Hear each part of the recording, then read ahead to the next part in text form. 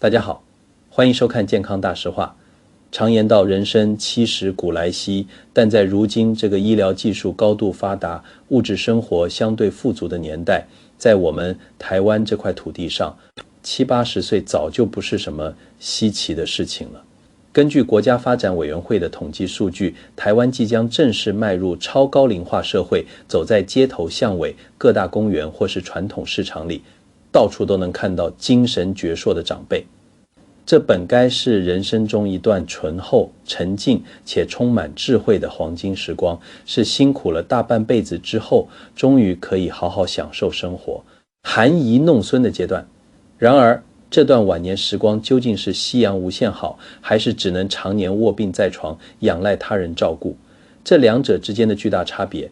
往往就在于身体的几个关键指标。如果您目前的年龄刚好落在70岁到80岁之间，或者您的父母长辈正处于这个年龄段，那么请您务必耐心地听完今天的节目。为什么我要这么郑重其事地邀请您聆听呢？因为我们今天要探讨的题目是70、80岁如果还具备这3种能力，连专业的临床医师都得佩服您，那真的是太厉害、太有福气了。这绝对不是危言耸听，而是实实在在攸关晚年生活尊严的关键。我是主播张宏志，在台湾的安养院长照机构担任院长，从事高龄照护工作已经整整30年了。这30年的漫长岁月里，我迎来送往了无数的长辈，看过太多家庭因为长辈的健康问题而陷入无尽的焦虑与沉重的经济负担。我也亲眼见证了无数长寿老人的真实生活状态。有些人80几岁还能自己搭乘高铁南北奔波找老朋友叙旧，甚至还能参加社区大学的课程。有些人却在70出头就因为一次意外跌倒或是一场重病，从此只能坐在轮椅上，甚至躺在机构的病床上，每天看着天花板度日，连翻身都需要照服员协助。这些深刻的临床经历让我彻底明白，真正的长寿绝对不是身份证上那个数字的增加，也不是单纯依靠各种昂贵的保健食品、全民健保的医疗资源或是先进的维生仪器来维持生命迹象。真正的长寿是拥有生命的品质、日常的自理能力与生而为人的尊严。结合我这30年来在长照第一线的实务观察，以及请教过许多权威医师的临床经验，再加上我们传统文化中那些历久弥新的养生智慧，我为大家总结出了3条硬指标。这3种能力听起来似乎非常平常，您可能会觉得这有什么大不了的，但实际上在步入高龄之后，这3种能力却是无比珍贵的资产。我们直接切入今天的核心正题，这让人无比羡慕，连看尽生老病死的医师都会打从心底佩服的3种能力，究竟是什么呢？我们一样一样来细细拆解。这第一种能力说起来只有短短几个字，看似简单到不行，但做起来却堪称是世界上最难的事情之一，那就是倒头就睡、心无挂碍的能力。或许有些老朋友听到这里会忍不住笑了，心想睡觉算什么真本事？这世上谁不会睡觉啊？这也能拿出来当做长寿的指标吗？这您就有所不知了。到了70、80岁这个年纪，能够拥有像婴儿一般深沉安稳睡眠的人，在我们长照界看来简直是凤毛麟角，称得上是真正的大修行人。在传统中医的经典理论中，有一句非常重要的至理名言，叫做阳气静则卧，阴气静则悟。这句话的意思是说，人体的睡眠机制是顺应着天地之间阴阳之气的消长而运作的。当我们年轻的时候，身体里的阳气旺盛且运行顺畅，白天精力充沛，到了晚上阳气能够顺利的潜藏入阴，所以年轻人往往一沾枕头就能呼呼大睡，连打雷都吵不醒。但是随着年纪逐渐增长，人老了，身体的气血开始自然衰退，这时候往往会出现阳气浮越于外，无法顺利潜藏下来的状况。这在西医的角度来看，就是自律神经系统的调节能力下降，交感神经在夜间依然过度活跃，导致脑部无法真正放松。这也就是为什么许多长辈一到晚上就容易辗转反侧，思绪纷飞，怎么躺都不对劲。在台湾，老年人失眠的问题其实非常严重。根据医学统计，有极高比例的长辈长期依赖安眠药物才能入睡。有些长辈甚至会拿着不同诊所开的药物，每天晚上要吞下好几颗才能勉强睡上几个小时。如果您到了70、80岁，晚上10点左右一上床，不需要在脑海里数羊，不需要依赖任何一颗安眠药或镇定剂，10分钟之内就能自然而然地进入梦乡，而且一觉能够安稳地睡到大天亮。又或者，即便因为生理需求夜里必须起来上一趟洗手间，回到床上后还能迅速接续刚才的睡眠，那我真的要在这里为您竖起大拇指，大力地称赞您。这代表您的身体底子维持得相当厚实，您的自律神经系统依然年轻且富有弹性。这种倒头就睡的能力不仅仅是身体机能良好的外在表现，更是内心状态平和的最佳证明。古人说智人无梦，这并不是说修养高深的人在睡觉时大脑完全停止运作，不产生梦境，而是指他们的内心已经到了极度清静的状态，没有过多的杂念，没有那些乱七八糟的焦虑、担忧去干扰深层的睡眠周期。在我的30年长照经验里，我看过太多睡不好的长辈，探究其根本原因，往往不是身体有什么严重的器质性病变，而是心里有着解不开的大结。我曾认识一位住在社区里的陈伯伯，今年已经85岁了。他就是我们大家公认的睡仙。有一次社区举办健康讲座，我特地向陈伯伯请教。我问他经历了那么多大风大浪，早年为了生活打拼那么辛苦，后来又拉拔几个孩子长大，现在儿孙满堂，大家都在不同的城市打拼，心里难道就不会操心吗？怎么每天看他总是精神奕奕，晚上还能睡得这么香甜？陈伯伯听了呵呵一笑，拍拍我的肩膀，跟我说了一段话，我至今记忆犹新。他说这辈子活到现在，最信奉的一句话就是儿孙自有儿孙福，莫为儿孙做马牛。他说白天发生的事情，白天就让他了结，晚上的事情就在梦里消散。每天晚上准备睡觉，只要把拖鞋一脱，就是把那一整天的烦恼、忧虑通通拖在床底下了，带进被窝里做什么呢？那个温暖的被窝是老天爷赐给我们用来温暖身体、恢复体力的，绝对不是用来抚育烦恼的。陈伯伯这番话说的实在是太有智慧、太透彻了。我们现在很多70、80岁的朋友之所以睡不好，真的是因为心里装了太多不属于自己该承担的重担。有些长辈每天晚上盯着电视看政论节目，看着看着血压就高了，跟着电视里的名嘴生气，越想越气，越想越有精神。有些长辈则是过度担忧下一代，担心孙子考不上好的国立大学，担心儿子在科学园区工作压力太大，常常加班熬夜，担心女儿出嫁后在婆家受委屈，甚至还要回忆几十年前那些已经无法改变的陈年旧账，在脑海里反复播放。这些过度的思虑，在传统医学里就叫做心火旺盛水寒。心肾不交，水火不济，自然会导致神志不安，夜不成眠。如果您能够做到倒头就睡，这充分说明您的心神是安定的。古籍中记载，心主神明，神安则寿。良好的睡眠不仅代表着您的脑部松果体还能分泌足够的褪黑激素，更代表着您拥有了一种放得下的超然智慧。就像宗教里常说的放下屠刀立地成佛，对于我们这些平凡的老百姓来说，这里的屠刀并不真的是指什么伤人的凶器，而是我们内心深处那些不断割伤自己情绪的执念、无谓的焦虑，以及对子女过度的控制欲。如果您具备这第一种能力，说明您的神经系统具有极强的自我调节与修复能力，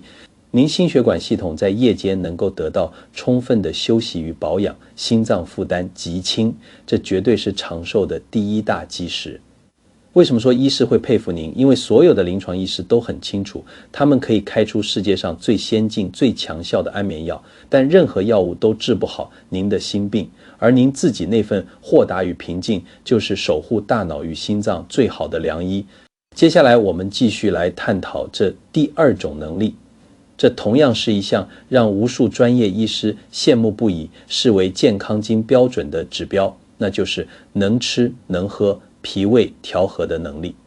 请大家注意，我这里所说的能吃，绝对不是鼓励大家去暴饮暴食，也不是要您天天大鱼大肉、山珍海味。我所指的能吃，是指当您迈入70、80岁的门槛时，依然保有着一副良好的胃口。看到餐桌上端出来的饭菜，您会觉得香气扑鼻，引发食欲，把食物吃进肚子里之后，肠胃能够顺畅地进行消化吸收，而在经过消化之后，还能够毫不费力地将废物排出体外，保持每天规律顺畅的排便。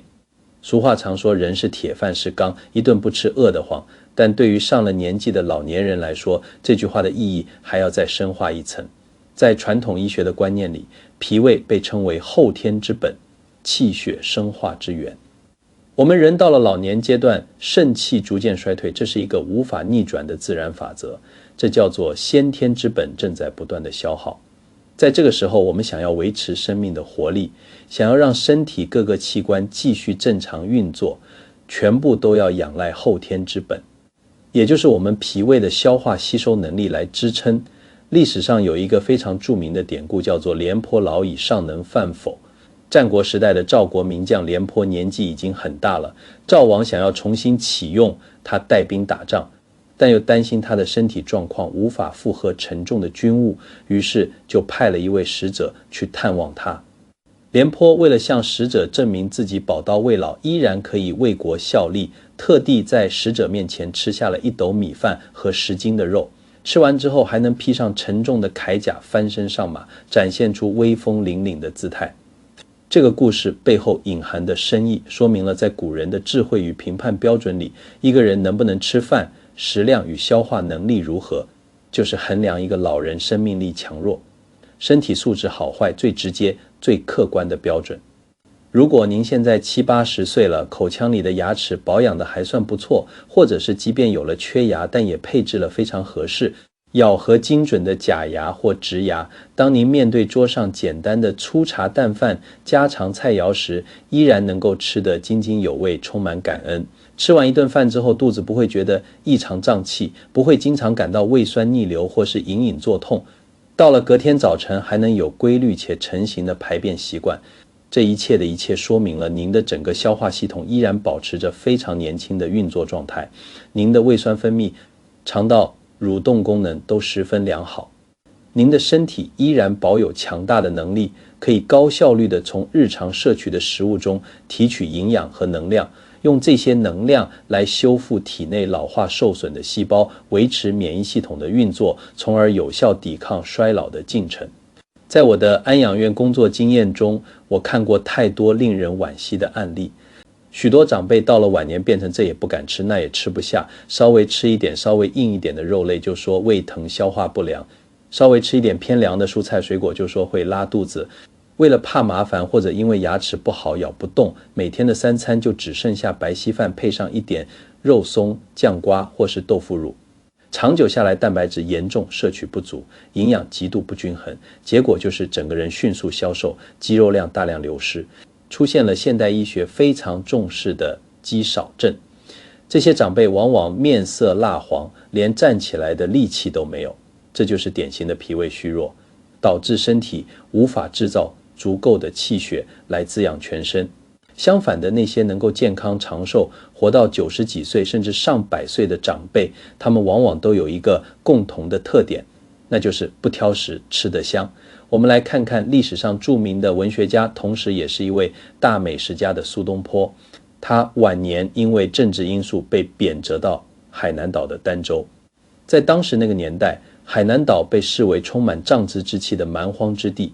不仅极度缺乏医疗资源，日常的食物来源也十分匮乏，但是生性豁达的苏东坡并没有因此而自怨自艾，终日郁郁寡欢。相反地，他在那里发现了当地盛产的生蚝，并且自己研究烹调方法。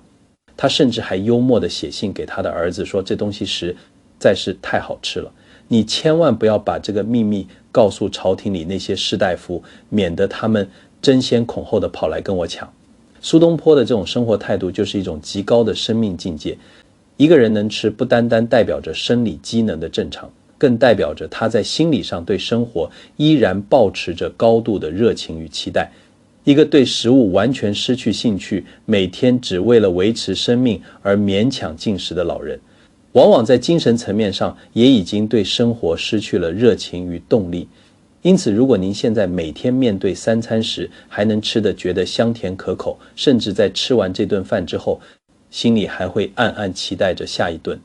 可以吃些什么美味佳肴，那么这绝对不仅仅是您脾胃功能强健的生理福气，更是您精神状态饱满、充满生命力的心灵福气。专业医师之所以会佩服您，是因为他们心里非常清楚，无论现代营养学的理论讲得多么天花乱坠，无论市面上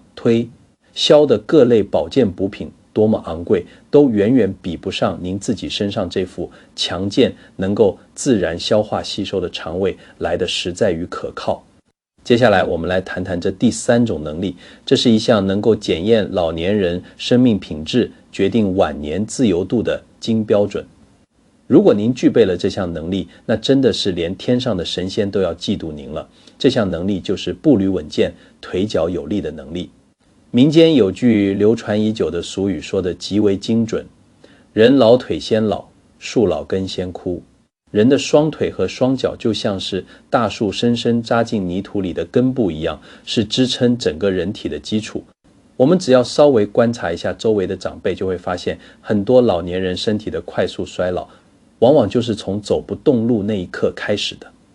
无论是因为关节退化、肌肉流失，还是因为一次不小心的跌倒导致骨折，一旦长辈被迫坐上了轮椅，或者只能长时间躺在床上休养，那么他身体内部的各项机能就会像溜滑梯一样呈现直线下降的趋势，血液循环变差，心肺功能减弱，肠胃蠕动变慢，甚至连大脑的认知功能也会因为缺乏外界刺激而加速退化。如果您现在已经70、80岁了，出门在外还不需要依赖拐杖的支撑，不需要家人在旁边随时搀扶，自己一个人走路依然能够稳稳当当抬头挺胸，甚至您每天还能够自己走到附近的公园去散步，去传统市场采买新鲜的蔬菜水果，遇到一些缓坡或是少数几阶的楼梯也能够轻松应付，那您真的是太了不起了。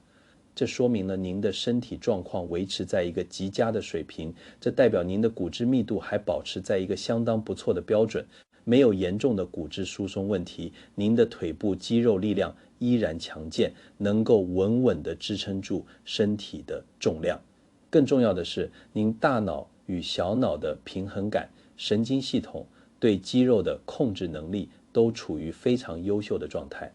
在传统道家的养生观念中，非常重视行的能力，也就是走路与活动。历史上著名的药王孙思邈据传活了100多岁，他生前有一个非常坚持的习惯，那就是饭后100步走活到99。他认为透过适度规律的行走，可以有效地疏通全身的经络，促进气血的流畅与循环。而现代医学的研究也完全证实了这个观点。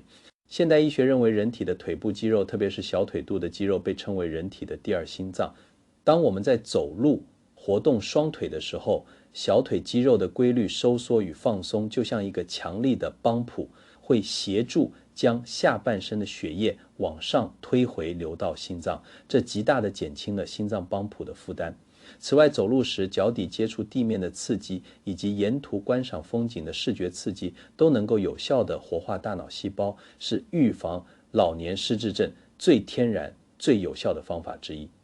我社区里有一位邻居林奶奶，今年已经高龄82岁了。她每天早晨最开心、最期待的事情，就是自己走到巷口去搭乘客运，坐个2、3站的距离到市区的公园里，跟她那一群老姐妹们一起练太极剑。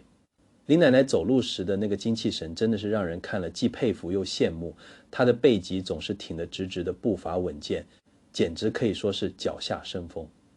她常常笑着跟我说，这2条腿就是她生命中最大的自由，只要这2条腿还能自己动，还能听她的使唤，她就觉得自己一点都不老，她还能随时随地去看这个美丽的世界。反之，如果一位长辈的双腿失去了力量，不仅仅是代表着他能够活动的地理范围受到了极大的限制，从此只能被困在家里或是机构的房间内，更严重的是，这会在长辈的心理上产生极大的依赖感与深深的孤独感。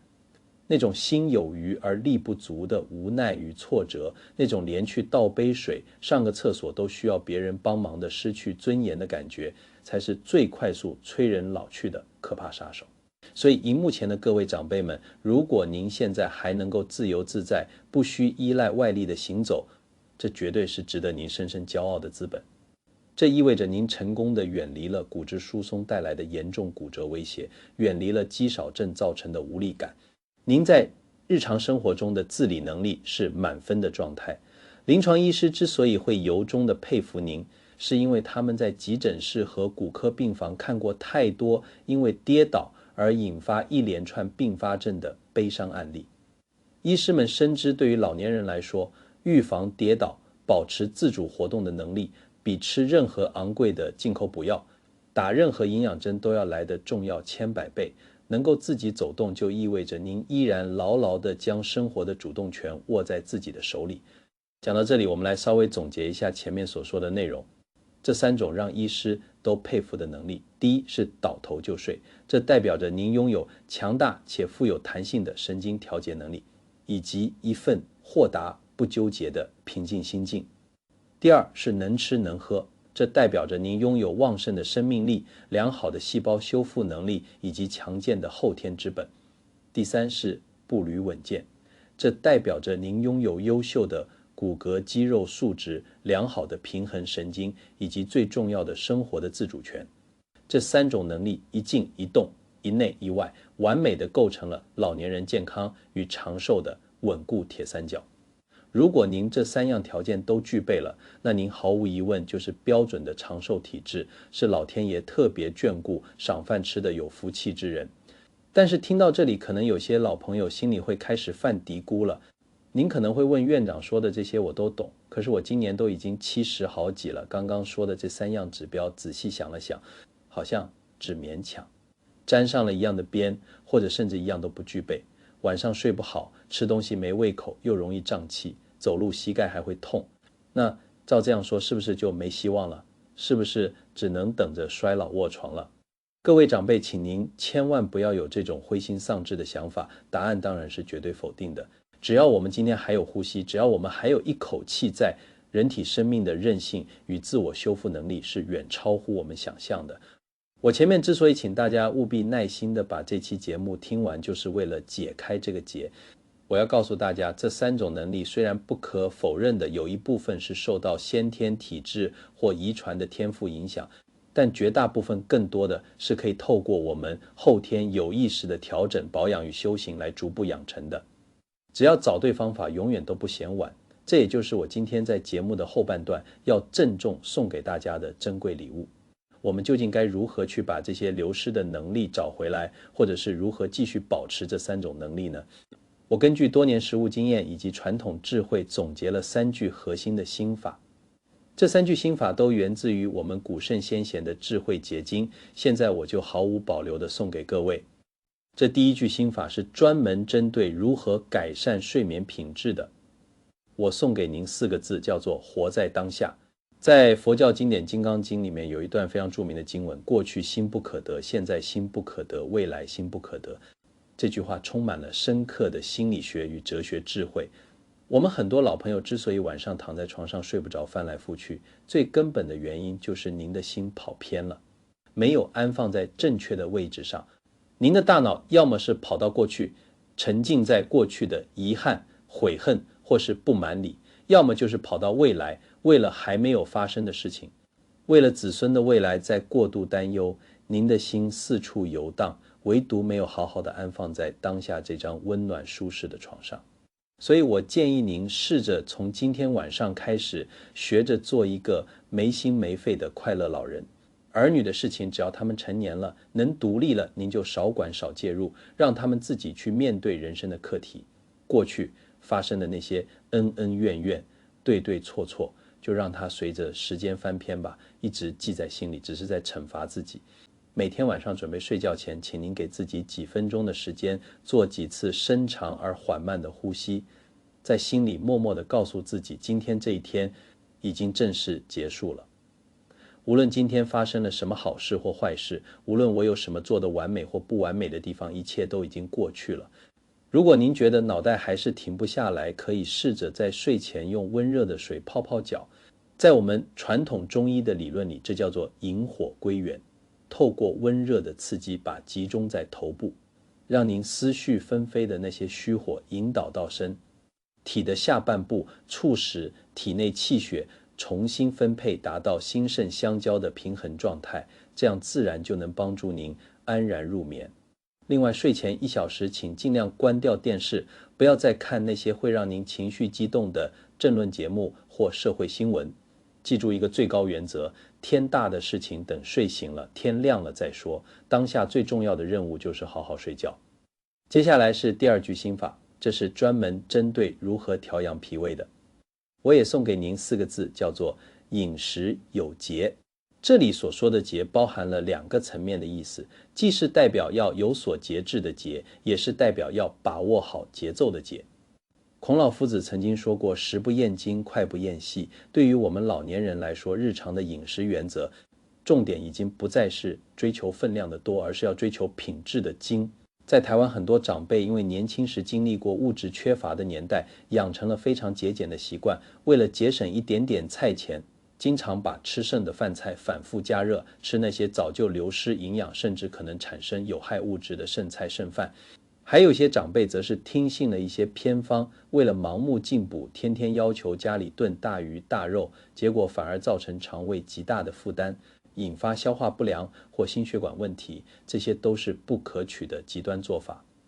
我们应该要学会静下心来倾听自己身体的声音，学会跟自己的胃肠对话。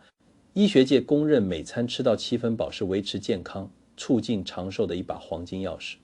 吃得过饱会让大量的血液集中在肠胃道，不仅会让人感到昏昏欲睡，还会过度消耗消化器官的功能。而在选择食物上，我们要尽量挑选那些营养价值高、蛋白质丰富且容易消化吸收的食材，像是我们台湾很容易买到的新鲜豆腐、无糖豆浆、蒸鱼、蒸蛋，这些都是非常适合长辈补充优质蛋白质的好选择，既能预防肌少症，又不会增加咀嚼和消化的困难。另外还有一个非常关键的重点，那就是吃饭时的节奏与心态。吃饭的时候，请您专心致志地吃饭，不要一边吃一边紧盯着电视荧幕，也不要在餐桌上跟家人争吵或讨论严肃的问题，请带着一份平静、愉悦且感恩的心情去细细咀嚼每一口食物。当您放慢进食的速度，慢慢咀嚼时，您会发现口腔里分泌的唾液变多了。这些唾液中含有丰富的消化酵素，能够在食物进入胃部之前就先进行初步的分解。食物嚼得越细，胃的负担就越轻，自然就不容易产生胀气和胃酸逆流的问题。这就是中医经典里所说的恬淡虚无，真气从之。当您能够心平气和、专心一意地吃下一顿饭时，这顿饭本身就是滋养您身体最好的天然良药。最后，我们来到第3句心法，这是专门针对如何保养腿脚、维持行动能力的。我同样送给您4个字，叫做循序渐进。运动对于老年人来说绝对是必须的，但运动的方式和强度必须要非常谨慎。有些长辈好胜心比较强，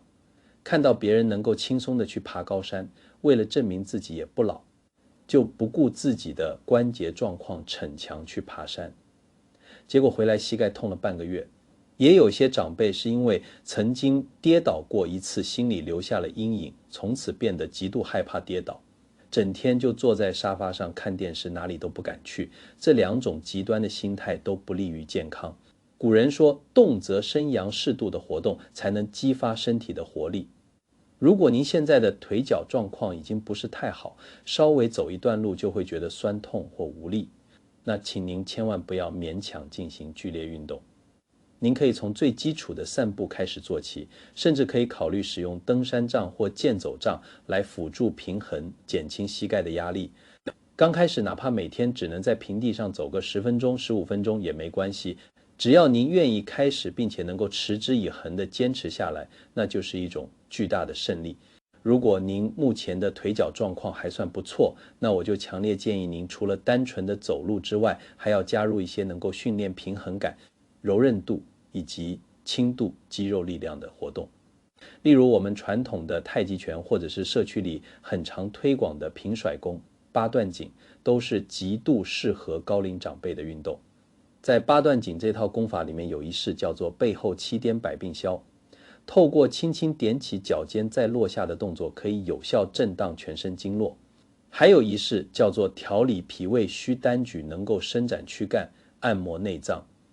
这些流传千百年的古老导引术动作非常和缓柔美，不会造成关节的急性运动伤害，却最能有效地保养我们的筋骨与内脏。请大家务必要记住一个观念，老年人的运动绝对不是为了去参加比赛拿金牌，也不是为了要练出多么健美的肌肉线条。我们运动的唯一目的是为了保持这部身体机器的润滑度与灵活性。这就像是一部保养得宜的老爷车一样，虽然年份久了，但只要我们有规律的去发动它，让它的齿轮转一转，让机油能够循环全身，它就不容易生锈卡死，依然能够平稳地带我们去想去的地方。各位亲爱的老朋友，各位长辈，常言道人生70古来稀，但正如我们所见，在这个现代社会，活到80、90甚至长命100岁的人已经越来越多，屡见不鲜了。面对这样延长的寿命，我们真正应该追求的早就已经不再仅仅是生命长度的数字累积，我们更应该看重的是生命宽度的拓展以及生命厚度的沉淀。如果您今年已经70、80岁了，而在听完今天的节目后，发现自己依然幸运地拥有倒头就睡、能吃能喝、步履稳健这3种宝贵的能力，那么请您务必要深深地珍惜这份福气。这绝对是您过去几十年来认真生活、妥善保养身体，甚至可以说是您积德行善所修来的深厚福报。请您务必继续保持这些良好的生活习惯与豁达的心态，继续做一个无忧无虑、快乐自在的老神仙。您的健康就是对子女、对这个社会最大的贡献。如果您在自我检视之后，发现自己暂时还没有完全达到这3个标准，也请您绝对不要气馁，不要放弃。请相信我，人体内建的自我修复能力是极其惊人的，只要我们给它正确的引导与支持。就从今天，从这个当下开始吧，试着放下那些沉重的思想包袱与无谓的担忧。今晚给自己一个安稳的好觉，明天开始吃饭时细嚼慢咽，用心品尝每一口食物的滋味。找个天气晴朗的早晨，迈开您的双腿，安全且平稳地走进温暖的阳光里。只要您愿意跨出这一步，您一定会发现您的身体很快就会给您带来意想不到的充满惊喜的回报与改变。好了，今天的分享就到这里了。如果觉得今天的分享对您有帮助，请您帮我按个赞，让我们在逐渐变老的这条漫漫长路上能够互相搀扶、互相提醒，带着温暖的笑容结伴同行。我们下期节目再见，祝福大家都平安健康。